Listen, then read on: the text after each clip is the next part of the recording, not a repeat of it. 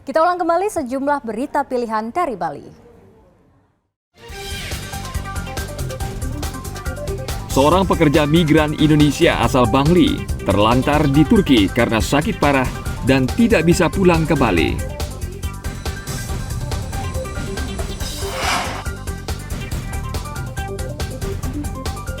Puluhan orang menggelar upacara peringatan HUT kemerdekaan RI di tengah Teluk Gilimanuk, Jemberana.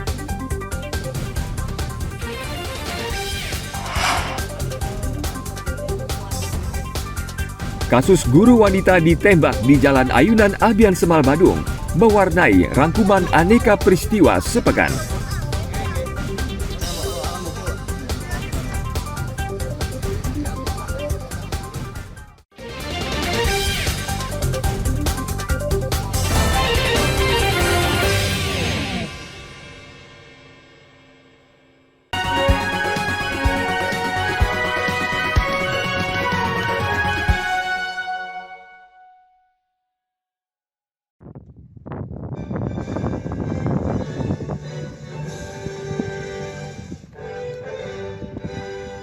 Puluhan orang menggelar upacara peringatan HUT kemerdekaan di tengah Teluk Gilimanuk. Peserta upacara ini berasal dari perwakilan Paguyuban Wisata Teluk Gilimanuk, Pol Airut, TNI AL, Syah Bandar, Taman Nasional, dan Kelurahan Gilimanuk. Mereka menuju lokasi pengibaran bendera dengan menggunakan perahu karena lokasi upacara berada di tengah Teluk Gilimanuk. Upacara dilakukan pada pagi hari saat kondisi air laut sedang surut. Jadi karena rasa nasionalisme kami, pribadi kami, hati pikiran kami, sehingga kami berniat untuk melakukan upacara bendera di Teluk Gilimanuk. Dan upacara ini kami rencanakan sangat-sangat sederhana, tapi namun demikian bukan berarti mengurangi kesederhanaan itu.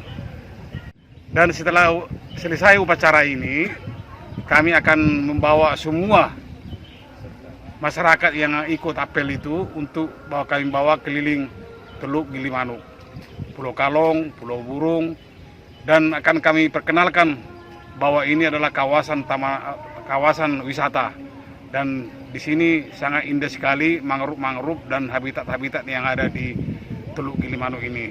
Jadi itu menjadi melatar belakangi kami untuk melakukan upacara bendera ini. Upacara bendera di tengah teluk ini sebagai bentuk terima kasih kepada para pejuang yang telah berebut dan mempertahankan kemerdekaan. Kegiatan ini juga bertujuan untuk mempromosikan keindahan wisata Teluk Gilimanuk yang selama ini sering dikunjungi wisatawan. Tim Liputan melaporkan dari Jemberana.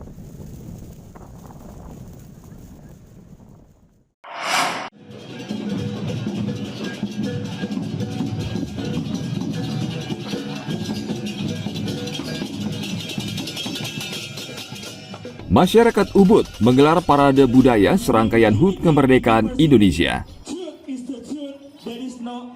Parade yang melibatkan ratusan orang seniman ini digelar kembali setelah 2 tahun ditiadakan akibat pandemi.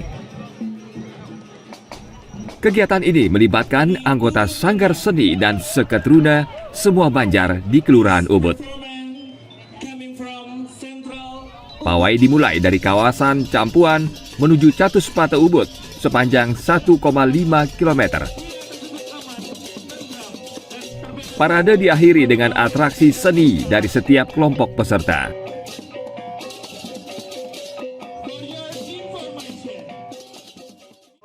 Dengan selebrasi seni budaya, terutama dengan melibatkan sanggar-sanggar seni ya, yang ada di sekitar Ubud, karena sanggar-sanggar seni ini cukup banyak, dan saya kira sekarang setelah pandemi adalah cara kita untuk merdeka dari pandemi dengan selebrasi sekaligus kebangkitan pariwisata Ubud.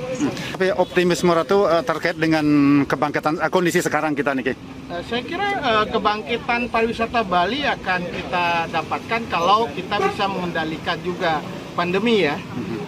Jadi protokol kesehatan vaksinasi harus gencar ya, vaksinasi terutama ya, vaksinasi itu harus gencar kita lakukan sehingga itu menjadi kekuatan kita untuk daya tahan menghadapi pandemi ini.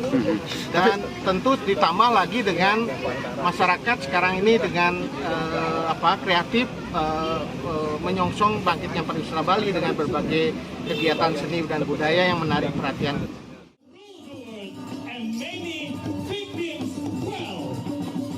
Parade ini menarik perhatian sejumlah wisatawan asing yang sedang berwisata di Ubud.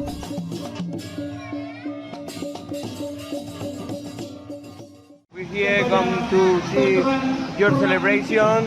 This is good to see. You are very proud, very beautiful, nice. A lot of different costumes and the music.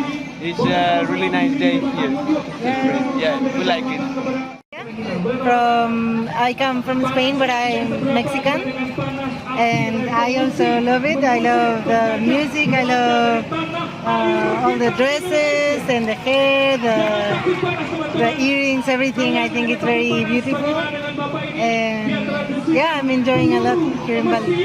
Very nice.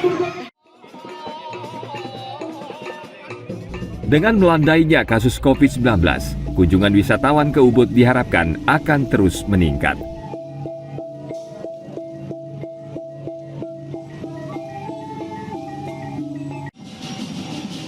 Tim Liputan melaporkan dari Gianyar.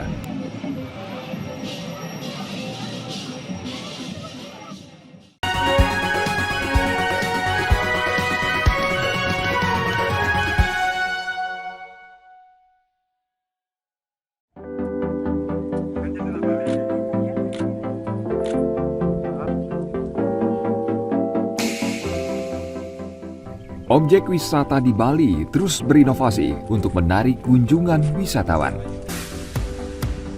Salah satunya, objek wisata Garuda Wisnu Kencana di Desa Ungasan, Kuta Selatan, Badung.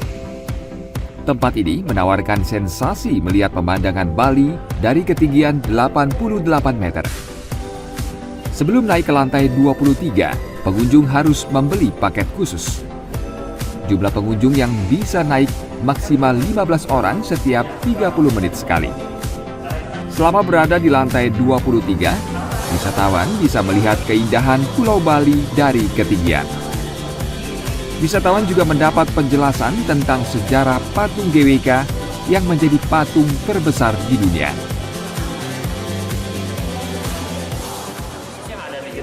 Itu untuk melihat view pemandangan keluar Balinya. Jadi kita ada beberapa lubang, kurang lebih ada 10 jendela, itu 4 lubang di area depan dan 6 lubangnya di area belakang di bagian ekornya. Jadi kalau dari sisi depan kita bisa melihat sisi depannya seperti ada bandara, juga kurang lebih seperti jalan tol. Kalau di sisi belakangnya kita ada beberapa lautnya, itu seperti Pantai Barewa juga ada Timlastinya. Nah, kemudian di lantai 23 sendiri kita juga ada beberapa modul-modul ini yang menjelaskan tentang bagaimana cara pembuatan dari area atau patung GWK ini sendiri. Jadi ini secara umum mengungkap sejarah GWK ini ya, seperti itu ya? Betul, karena ini adalah salah satu proyek yang sangat fantastis, di mana kita juga dari lantai 23 ini bisa langsung melihat bagaimana struktur di dalamnya. Dan sisi lain ini juga sangat rumit yang sudah terselesaikan dalam waktu 5 tahun saja untuk patungnya ini.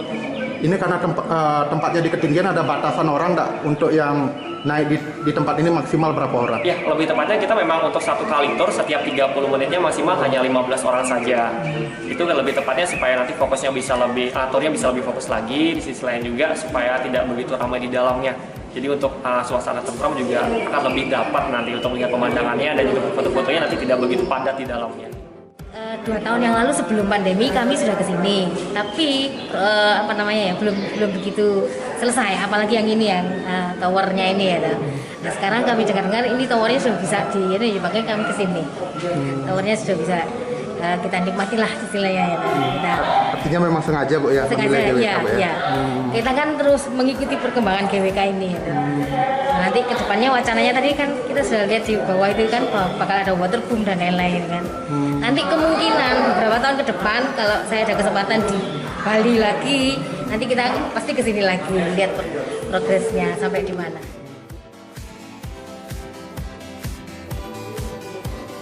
Kunjungan wisatawan ke tempat ini terus meningkat, terutama saat akhir pekan.